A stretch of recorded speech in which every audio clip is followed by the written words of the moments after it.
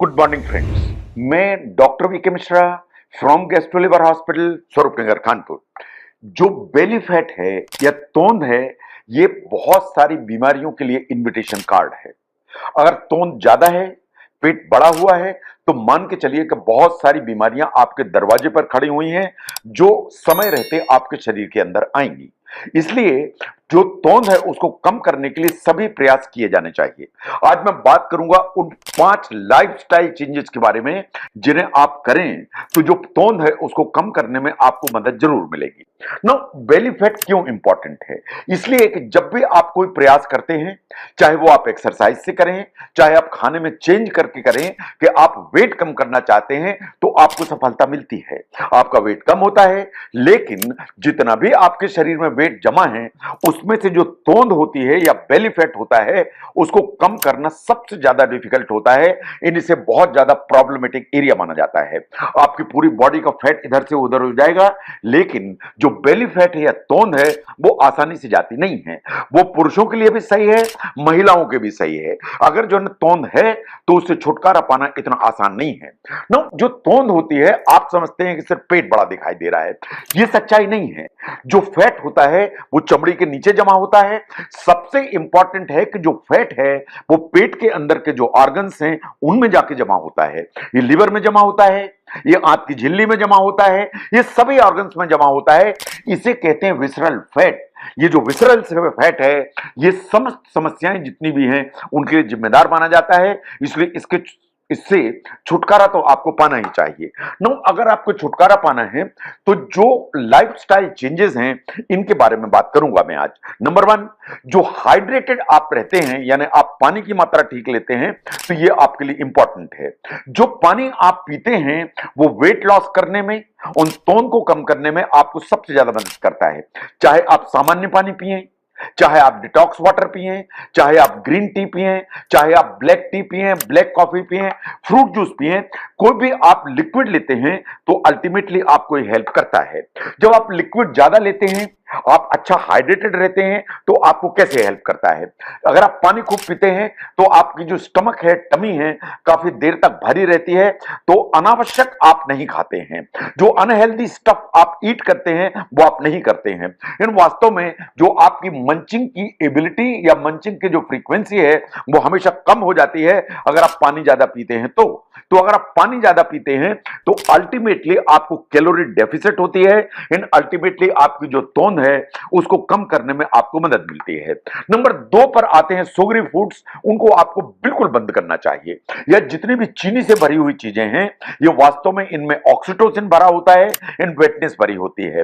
ये बात बिल्कुल सही है कि जितने भी इस तरह के स्नैक्स होते हैं जो मीठे होते हैं, उनमें स्वाद होता है, आपका बार बार मन करता है इनको खाने के लिए, लेकिन जो इतनी शुगर आपकी बॉडी में जाती है, ये स्लो पॉइजन के रूप में आपको नुकसान करती है। ये जो शुगर है ये आपकी बॉडी में स्टे करती है, इन स्टे लंबे समय तक करती है, इन इसमें डिपॉजिट हो जाती है, इन प्रॉब्लम्स क्रिएट करती है। ये इस तरह की जो शुगर आपकी बॉडी में डिपॉजिट होती है डिफरेंट फॉर्मेट्स में, उससे वापस छुटकारा पाना बहुत आसान नहीं है, बहुत मुश्किल हो जाता है। ये जो रोजमर्रे में आप चीजें खाते हैं, चाहे आप मिठाइयां खाते हैं, चाहे आप गुलाब जामुन खाते हैं, आप केक्स खाते हैं, चॉकलेट खाते हैं, कुकीज खाते हैं, आप पेस्ट्रीज खाते हैं, कैंडीज खाते हैं, इनमें सिर्फ शुगर नहीं होती है। इनमें शुगर तो होती है, इनमें काफी मात्रा में सैचुरेटेड फैट भी होता है। तो शुगर और सैचुरेटेड फैट, ये दोनों के दोनों मिलाकर काफी प्रॉब्लम क्रिएट कर सकते हैं आपके वेट के लिए, और आपका वेट ऊपर की तरफ रखेंगे, आपका वेट कम करने में बहुत डिफिकल्टी करेंगे। इसलिए इन चीजों से आपको छुटकारा पाना ही चाहिए। नंबर 3 पर आते हैं प्रोटीन रिच फूड्स। जो प्रोटीन रिच फूड्स हैं उनकी कैटेगरी में आती हैं सभी दालें, ओट्स, जो ग्रीन वेजिटेबल्स हैं वो, अंडे एंड आलमंड्स। जब मैं अंडों की बात करता हूं तो एग व्हाइट की बात करता हूं। जब आप प्रोटीन ज्यादा लेते हैं तो अल्टीमेटली क्या होता है, आपका जो टमी है या आपका स्टमक है लंबे समय तक फुल फील करता है। इसलिए कि जो प्रोटीन्स हैं डाइजेस्ट करने में अपेक्षाकृत ज्यादा टाइम लेते हैं। तो फुलनेस की फीलिंग अगर ज्यादा देर रहेगी तो आपको जो भूख है वो कम लगेगी, एंड आप अननेसेसरी ओवर ईट नहीं करेंगे।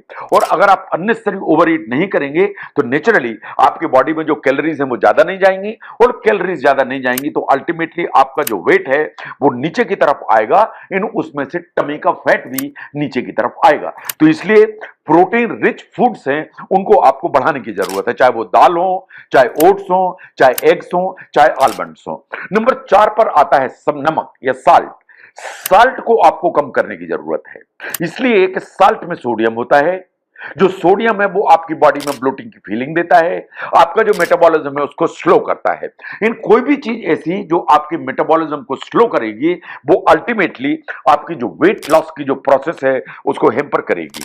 साइंस ऐसा मानती है कि अगर आप जैसे जैसे टाइम बढ़ता जाता है, इन द सेंस कि सवेरे से लेकर जैसे जैसे शाम होती चली जाती है, आपका मेटाबॉलिज्म अदरवाइज स्लो होता चला जाता है। इसलिए आपको ऑन एन एवरेज शाम के 8 बजे के बाद नहीं खाना चाहिए। आप जितना अर्ली इवनिंग में डिनर लेंगे, उतनी ही वो जो डिनर है वो मेटाबॉलिक रेंज में आएगा एंड उसका एसिमिलेशन बॉडी में बेटर होगा एंड डिपॉजिट एट फैट कम होगा। तो इसलिए जो सोडियम है उसको आपको कम करना चाहिए ताकि आपका मेटाबॉलिज्म अननेसेसरी स्लो ना हो।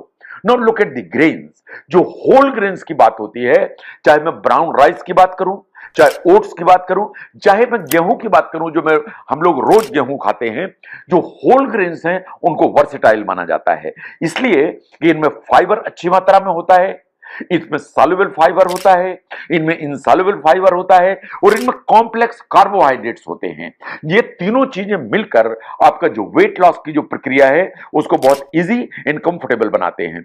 जो आप ब्रेड खाते हैं, मैदा खाते हैं, बिस्किट्स खाते हैं, इस तरह के जो प्रोडक्ट्स खाते हैं जिनमें रिफाइंड ग्रेन्स होते हैं, ये आपके लिए ज्यादा नुकसानदायक हैं। इसलिए आपको होल ग्रेन से जो बनी हुई चीजें हैं उनको इस्तेमाल करना चाहिए। ये आपके वेट लॉस की जो प्रक्रिया है उसमें हमेशा मदद करती हैं। तो अगर हम ध्यान से देखें, वजन कम करना इंपॉर्टेंट है, उस वजन कम करने में जो तोंद है उसको कम करना और भी इंपॉर्टेंट है। इसको कम करने के लिए एक्सरसाइज तो चाहिए, लेकिन लाइफस्टाइल में थोड़े थोड़े जो परिवर्तन हैं जो मैंने आपके सामने रखे, इन्हें आप करेंगे तो आपका जो वेट है उसको कम करने में आपको मदद मिलेगी, निश्चित ही तोंद को कम करने में मदद मिलेगी।